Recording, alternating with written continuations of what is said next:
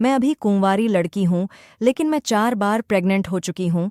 अभी तक मेरी शादी नहीं हुई है। मेरी जिंदगी की यह कहानी सुनकर आप लोगों की रूह कांप जाएगी। एक दिन मेरी शादी हो गई। जब मैं 5वीं बार प्रेग्नेंट हुई तो फिर कुछ ऐसा हुआ जो मेरा राज खुलकर मेरे पति के सामने आ गया।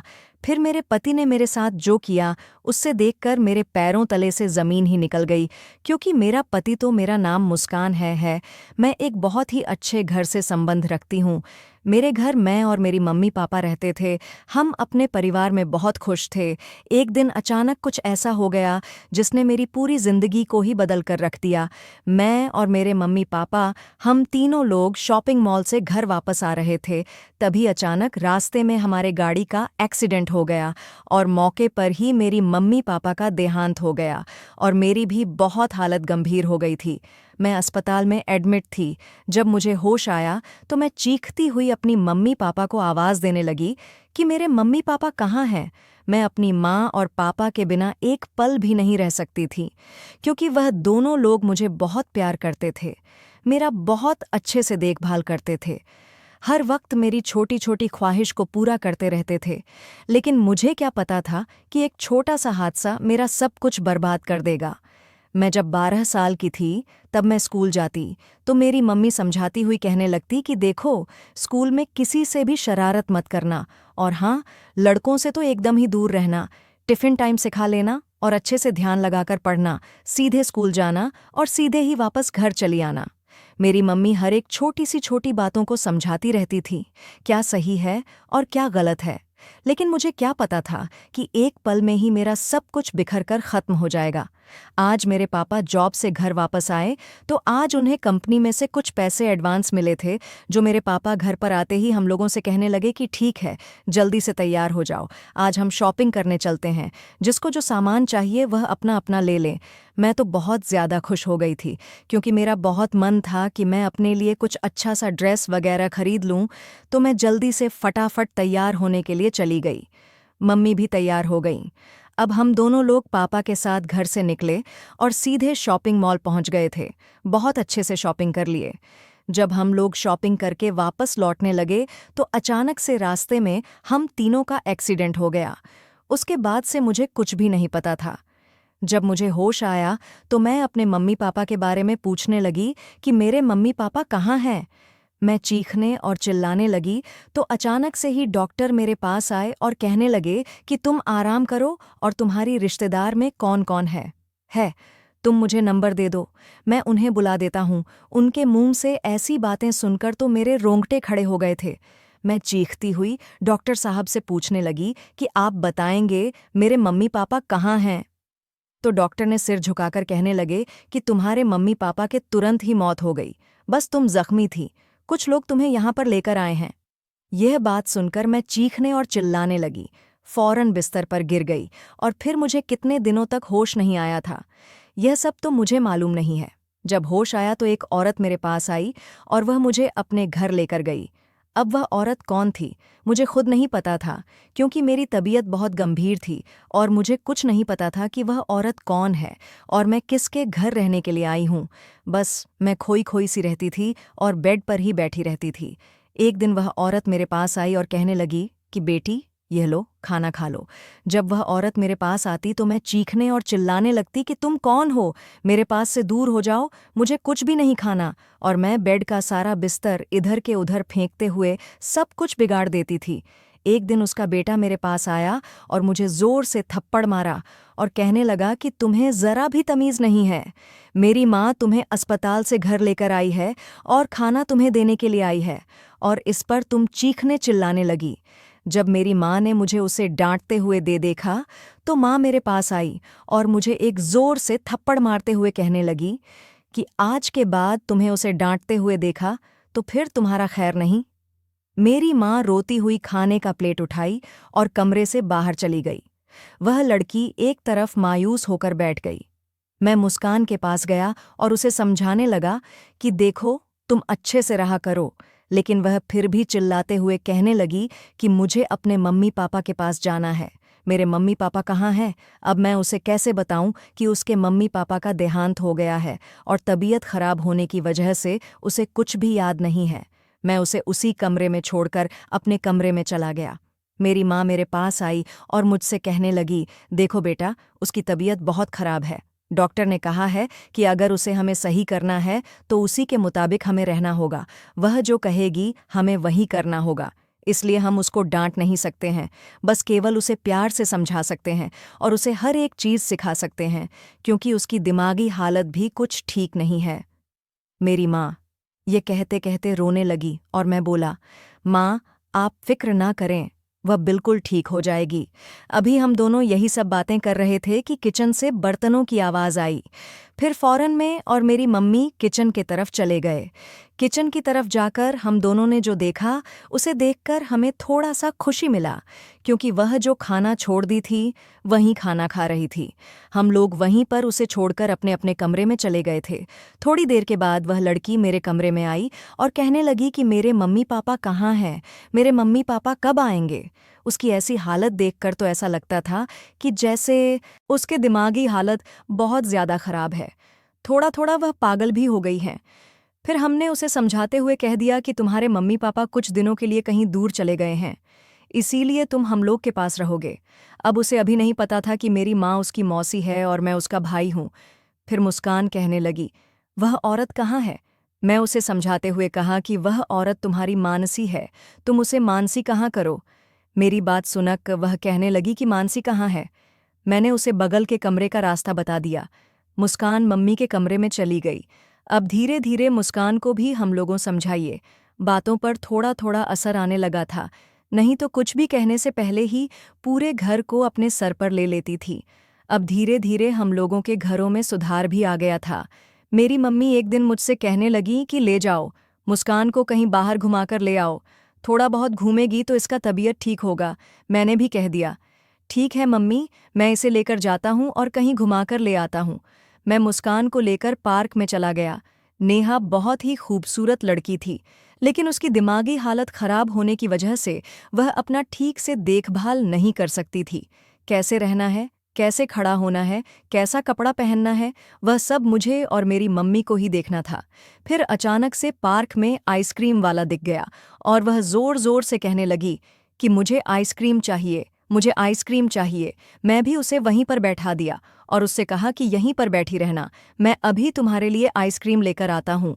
जय ही मैं आइसक्रीम लेने गया और वापस आया तो मेरे होश उड़ गए। मुझे क्या पता था कि मैं आइसक्रीम लेने जाऊंगा और फिर यह सब कुछ हो जाएगा। अगर मुझे पहले से ही पता होता तो मैं उसे अपने साथ ही लेकर जाता। अब मैं बहुत ज़्यादा टेंशन में आ गया था। जब मैं वापस आया तो वहाँ पर मुस्कान नहीं थी। अब मैं पूरे पार्क में इधर उधर तलाश करने लगा, लेकिन मुझे कहीं भी नहीं मिली। अब मैं बहुत ज़्यादा डरने लगा था कि आखिर मुस्कान गई तो गई कहाँ। वह बहुत ही ज़्यादा खूबसूरत थी, इसलिए मुझे बस एक ही चीज़ का डर था, वह यह था कि उसका दिमाग सही नहीं था। लेकिन मेरे मन में बहुत ही अजीब अजीब ख्याल आने लगा, क्योंकि मेरी मम्मी उसकी जिम्मेदारी मुझे देकर बाहर घूमने के लिए भेजी थी। अगर उसे कुछ हो जाए तो मेरी मम्मी भी जीते जी मर जाएगी, क्योंकि मुस्कान के मम्मी पापा के मरने के बाद बस हम दो लोग थे जो उसकी परवरिश कर सकते थे। हम लोगों से उसकी तस्वीर दिखाकर पूछने लगे कि आपने इस लड़की को इधर से जाते हुए देखा है, लेकिन वह लोग देखकर ही कहने लगे कि नहीं, मैं तो इसे नहीं देखा। अब मैं पूरी तरह से बहुत ज़्यादा घबरा गया था और कम से कम 3 से 4 घंटा हो गया और मुझे मुस्कान नहीं मिली। अब मैं उदास होकर घर वापस लौटने लगा तो अब जो मंजर मेरे सामने था उसे देखकर तो मेरा रूह कांप गया। यह देखकर मेरे पैरों तले से ज़मीन ही निकल गई थी। आखिर यह सब हो क्या गया था? आखिर मुस्कान ऐसे क्यों खड़ी थी? आखिर उसके साथ हुआ क्या था? मैं तो पूरी तरह से घबरा गया था। मैं फौरन मुस्कान के पास गया और उसे पूछने लगा कि मुस्कान, यह सब क्या है? अब मुस्कान बेचारी, उसकी दिमागी हालत ठीक नहीं थी। उसे क्या पता होगा कि उसके साथ क्या हुआ है। एक औरत उसके पास खड़ी थी। मैंने उनसे पूछा कि आखिर ऐसा क्या हुआ है, इसके कपड़े क्यों फटे हैं? फिर वह औरत मुझे डांटते हुए कहने लगी कि जब तुम जानते हो कि इसकी तबीयत ठीक नहीं है तो तुम इसको अपने साथ नहीं रख सकते थे। वह औरत मुझे चीख चीख कर डांटने लगी थी। जो बात उसने मुझे बोली, उससे सुनकर मेरे हाथ पांव कांपने लगे थे। वह औरत कहने लगी कि इसके साथ 2 लड़के मिलकर जोर जबरदस्ती किया है। वह तो ठीक है कि मैं अचानक से पहुंच गई। वह लोग मुझे देखकर डर के भाग गए, नहीं तो पता नहीं इसके साथ क्या क्या आगे होता। इस बेचारी को तो ऐसे ही दिमागी हालत ठीक नहीं है। इसे क्या पता रहेगा कि इसके साथ क्या हो रहा है, गलत हो रहा है या अच्छा हो रहा है। तुम्हारी जिम्मेदारी है कि इसे तुम ठीक से रखो। वह औरत मुझे समझाते हुए वहां से निकल गई। अब मैं उसे घर लेकर वापस आया और अपनी माँ से कुछ नहीं कहा, नहीं तो मेरी माँ परेशान हो जाती और मेरे ऊपर से भरोसा भी उठ जाता, क्योंकि मेरी माँ बड़े विश्वास से कहकर भेजी थी कि इसकी पूरी तरीके से ध्यान रखना और इसे घुमाकर लाना। एक लापरवाही की वजह से इसके साथ बहुत ही गलत हरकत हो गया है। अब मुझे नहीं पता था कि वह लोग कौन थे। अब मुस्कान पहले से और भी ज्यादा मायूस रहने लगी थी। माँ मुझे कहती कि पता नहीं मुस्कान को क्या हो गया है कि वह अचानक से बहुत खोई खोई सी रहती है। अब मैं माँ को कैसे बताता कि उसके साथ बहुत ही गलत काम हुआ है। अब मैं यह सब बात भी नहीं कर सकता था। मैंने माँ से कहा कि इसका तो वैसे ही तबीयत खराब है, इसलिए वह ज्यादा खोई खोई सी रहती है, धीरे धीरे ठीक हो जाएगी। एक दिन उसकी तबीयत अचानक से थोड़ा खराब होने लगा तो मैं उसे फौरन अस्पताल लेकर चला गया। माँ घर पर नहीं थी, वह किसी काम से बाहर गई हुई थी, इसलिए मैं उसे अकेले ही अस्पताल लेकर चला गया। जब अस्पताल पहुंचा तो उसे लेडी डॉक्टर के पास एडमिट कर दिया। थोड़ी ही देर के बाद डॉक्टर बाहर निकली और जो बात बोली, इससे सुनना मैं कभी सपने में भी नहीं सोच सकता था कि मुस्कान के साथ इतना गलत हुआ है। अब मुझे खुद से भी बहुत ज्यादा नफरत होने लगी। मैं एक लड़का था, आखिर उसकी देखभाल कैसे न कर सका। डॉक्टर निकली और कहने लगी कि एक तो इसकी दिमागी हालत ठीक नहीं है और इसके साथ 4 लोगों ने गलत काम किया है। आखिर तुम लोग इतने लापरवाह कैसे हो सकते हो? उसकी तो हालत पहले से ही इतनी खराब है और ऊपर से प्रेग्नेंट हो गई है। अब वह बच्चे को कैसे जन्म देगी? अब तो यह बात सुनकर मेरे पैरों तले से जमीन ही निकल गई थी। मैंने तो कभी सपने में भी नहीं सोचा था। अब मैं माँ से ये सब बातें कैसे बता सकता था? आखिर में कब तक छुपाता? एक ना एक दिन तो माँ को यह सारी बातें पता चल ही जाती। अब मैं सोचते हुए मुस्कान का हाथ पकड़कर उसे घर वापस लेकर आ रहा था कि अचानक में फिर हम दोनों का एक छोटा सा एक्सीडेंट हो गया। मैं और मुस्कान रोड पर बेहोश होकर गिर गए। जब होश आया तो मैं और मुस्कान करीब ही एक अस्पताल में भर्ती थे। मुस्कान को भी अब याद आ गया था। वह मेरे पास आई और कहने लगी कि भैया, मेरी मम्मी पापा कहाँ हैं? उन लोगों के साथ क्या हुआ? तो मैं उसे कहने लगा कि तुम्हारे मम्मी पापा का देहांत हो गया है और मैं और तुम्हारी मौसी हम तुम्हें अपने घर पर लेकर चले आए। अब हम दोनों घर वापस चले गए और मुस्कान भी अपने मानसी के गले लगकर चीख चीख कर रोने लगी। मेरी माँ भी उसे समझाते हुए कहने लगी कि तुम फिक्र मत करो, मैं तुम्हारी मान से स हूँ, तुम्हारी माँ के बराबर हूँ। मैं तुम्हें कभी कोई तकलीफ नहीं आने दूंगी, अपनी बेटी से बढ़कर तुम्हें मानूंगी। मैं हूँ, सब ठीक रहेगा। दोनों की बातें सुनकर बहुत ही खुश था, लेकिन अचानक से मेरे दिमाग में उसकी प्रेगनेंसी की बातें याद आ गईं। अब मैं अपनी माँ से कैसे बताऊं कि मुस्कान के साथ क्या हुआ था? मैं बहुत डरा डरा सा रहने लगा। फिर एक दिन सब अपने अपने कमरे में सो रहे थे कि अचानक से उसकी उल्टी आने की आवाज़ आने लगी। मैं दौड़ता हुआ उसके पास गया और वह उल्टी कर रही थी। उसे खुद ही नहीं पता था कि उसके साथ क्या हुआ था, क्योंकि जब उसका याददाश्त चला गया था तब उसके साथ ये सब कुछ गलत हुआ था। लेकिन जब अब उसकी याददाश्त आ गया है तो उसे खुद भी नहीं पता कि उसके साथ क्या हुआ है। अब मैं अपनी माँ से कैसे बताऊं कि अब धीरे धीरे 3 से 4 महीना हो गया था। फिर मैं माँ से फौरन कहने लगा कि माँ, इसकी शादी कर दो, जितना जल्दी हो सके हम इसकी शादी कर देते हैं। मेरी माँ मुझे कहने लगी कि अभी तू यह क्या कह रहा है? अभी यह सिर्फ 17 साल की हुई है। अब हम धीरे धीरे इसका रिश्ता तलाशना शुरू कर देंगे। लेकिन मैं गुस्से से बोला कि माँ, इसकी जल्दी शादी कर दो। मैं अपनी बेटे की ऐसी बात सुनकर बहुत परेशान सी हो गई। आखिर मेरा बेटा इतनी जल्दी में क्यों था? फिर मैं बोली, बेटा, ऐसे ही थोड़ी ना कर देंगे उसकी शादी। अच्छे घर खानदान देखेंगे, फिर उसकी शादी करेंगे। शादी करने के लिए हमें व्यवस्था भी तो करना जरूरी है। हम पता करेंगे लड़के वाले कैसे हैं, तभी तो अपनी इतनी प्यारी सी गुड़िया की शादी करेंगे। मैं मुस्कान को अपनी बेटी की तरह ही मानती थी, लेकिन फिर अचानक से मुझे याद आया कि मेरा बेटा ऐसी बातें क्यों कर रहा है कि जितनी जल्दी हो सके उसकी शादी कर दो। मैंने उससे पूछा कि आखिर तुम ऐसा क्यों कह रहे हो? आखिर क्या बात है, मुझे सच सच बताओ। फिर उसने वह सारी बातें बताईं जो उसके साथ हुआ था। उसके साथ क्या क्या हुआ था। मैं अपना वहीं सर पकड़कर बैठ गई कि अब क्या होगा। मैं और मेरी माँ मुस्कान के कमरे में चले गए। मेरी माँ उससे प्यार से कहने लगी थी कि मुस्कान, बेटा, आज मैं और तुम कहीं बाहर चलते हैं और घूम कर आते हैं। क्योंकि मेरे मन में तो यही विचार था कि मैं इसे लेकर जाऊं और इसका ऑपरेशन करवा दूं। और मैंने ऐसा ही किया। मैं उसे अच्छे हॉस्पिटल में लेकर गई और लेडी डॉक्टर से सब कुछ बता दिया। उसने भी मेरी मदद की और उसने उसका ऑपरेशन कर दिया। और मैंने पहले ही लेडी डॉक्टर को बता दिया था कि यह सब कुछ उसे ना पता चले। जब मुस्कान को होश आया तो पूछने लगी कि मानसी, मुझे क्या हुआ था? मैं उसे कहने लगी कि तुम ठीक से खाती पीती नहीं थी, इसीलिए तुम्हें हल्का सा चक्कर आ गया है, इसलिए मैं तुम्हें यहाँ पर लेकर आ गई हूँ। अब तुम बिल्कुल ठीक हो और घर वापस चलो। मैं उसे घर लेकर आ गई। अब बस मेरे मन में ही ख्याल था कि मैं उसका कोई अच्छे से रिश्ता देखकर उसकी शादी कर दूं। मैंने अपने रिश्तेदारों में भी इधर उधर फैला दिए थे कि कोई भी अच्छा लड़का हो तो मुझे बता दे। मुझे अपनी मुस्कान बेटी की शादी करनी है। अभी 10 से 15 दिन ही हुए थे कि मेरे पड़ोस के ही एक औरत मेरे पास आई और कहने लगी कि मेरे रिश्तेदार में एक लड़का है जो बहुत ही अच्छा है, उसने तुम्हारे बेटी मुस्कान को भी देखा है। वह खुद मुझसे कहा है कि मैं तुम्हारे यहाँ आकर बात करूं कि वह तुम्हारी बेटी से शादी करना चाहता है। मैं तो बहुत ज़्यादा खुश हो गई कि मेरी बेटी की शादी एक बहुत ही अमीर खानदान में हो जाएगी। मुझे तो यकीन नहीं आ रहा था कि मेरी बेटी का रिश्ता उधर से खुद आया है। जिस दिन मैं अपनी बेटी को लेकर हॉस्पिटल जा रही थी, रास्ते में उसने मेरी बेटी मुस्कान को देख लिया था। उसी दिन से उसने पता किया कि यह लड़की की के घर की है। जब उसे पता चला कि वह मेरी बेटी है, उसने फ़ौरन से मुस्कान के लिए रिश्ता भिजवा दिया। अब हम लोग बहुत ज़्यादा खुश थे। जब मेरा बेटा आया तो मैं उसे भी बताऊंगी। मुस्कान की शादी पक्की हो गई है। मेरा बेटा भी बहुत ज़्यादा खुश हो गया था। अब मुस्कान के पास गए और उसे कहने लगी कि तुम्हें यह लड़का पसंद है? तो कहने लगी कि मानसी, आप मेरी माँ सम्मान हो, आप जहाँ चाहो वहाँ मेरा रिश्ता पक्का कर सकती हो। मैं खुशी खुशी शादी कर लूँगी। मेरे मम्मी पापा के देहांत के बाद आप ही तो हो। सब कुछ आप जो कुछ करेंगे मेरे लिए अच्छा ही करेंगे।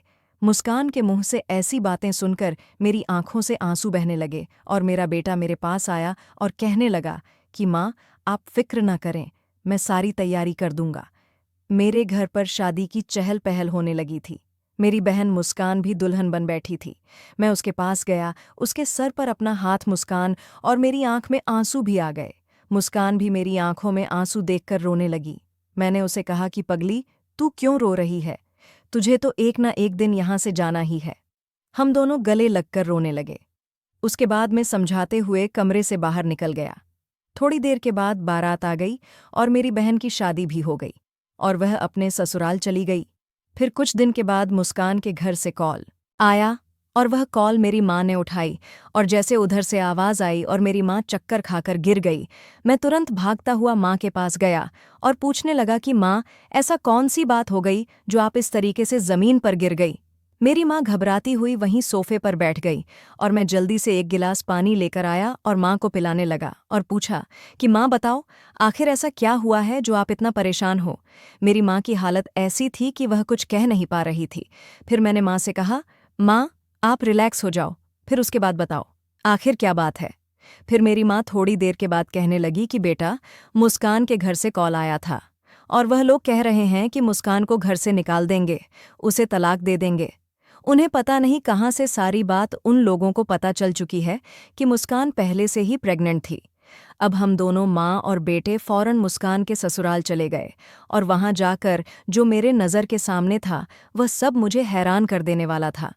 मैंने तो कभी नहीं सोचा था कि बीता पल भी हम लोगों के सामने आकर खड़ा हो जाएगा, लेकिन हैरान कर देने वाली बात तो यह थी कि जब मैंने उस औरत को देखा तो मेरे होश उड़ गए। आखिर यह औरत इस घर में मेरी बहन के ससुराल में क्या कर रही है? कहीं इसने ही तो नहीं कुछ गड़बड़ कर दी हो और बीते हुए पल के सारे सच्चाई इस घर में फैला दी हो।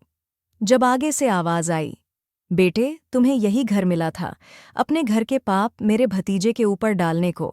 अब मैं उसके आगे हाथ जोड़ दिए और कहने लगे कि प्लीज़ भगवान के लिए चुप हो जाओ, नहीं तो मेरी बहन की जिंदगी बर्बाद हो जाएगी। लेकिन वह औरत कहाँ मानने वाली थी। उसने तो पूरे घर को इकट्ठा करके खड़ी की थी और सबसे सब कुछ सच सच पहले से ही बता चुकी थी।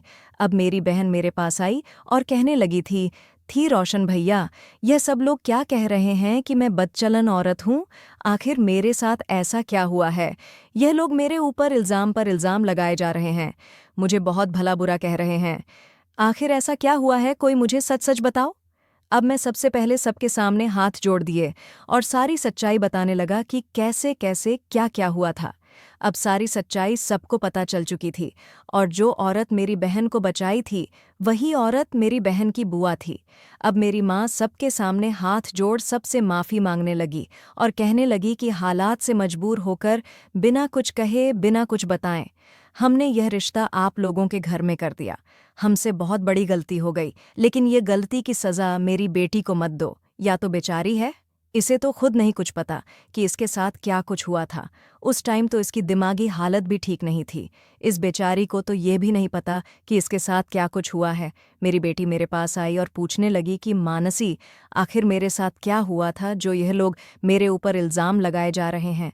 क्या सही है, क्या गलत है? प्लीज़ आप मुझे सच सच बता दीजिए। तो मेरी माँ मुझे कहने लगी थी, जब तू 16 साल की थी और अपने भैया के साथ घूमने गई थी, तब वहाँ से तुम कहीं और दूसरे तरफ चली गई और फिर अचानक से तुझे कुछ लड़कों ने पकड़ लिया और तेरे साथ कुछ गलत हरकत कर दिया। यह सब सुनकर मेरी रूह कांप गई थी। आखिर यह सब कुछ क्या हुआ था? वही मेरे पति के जो बुआ थी, वही मुझे बचाकर लाई थी। अब 4 लड़कों ने मेरे साथ कुछ गलत कर दिया था। अब तो सारी सच्चाई मेरे सामने भी आ गई थी। अब मैं किसी को अपना शक्ल भी दिखाने के काबिल नहीं थी, लेकिन फिर भी हिम्मत करके एक बार अपने पति के पास गई और उनसे कहने लगी कि मुझे माफ़ कर दो। मुझे कुछ नहीं पता था कि मेरे साथ क्या कुछ हुआ है। अगर मुझे पहले से पता होता तो मैं यह शादी हरगिज़ नहीं करती। अगर करती भी तो सबसे पहले मैं सारी बात बता देती, उसके बाद ही जो होता सो होता।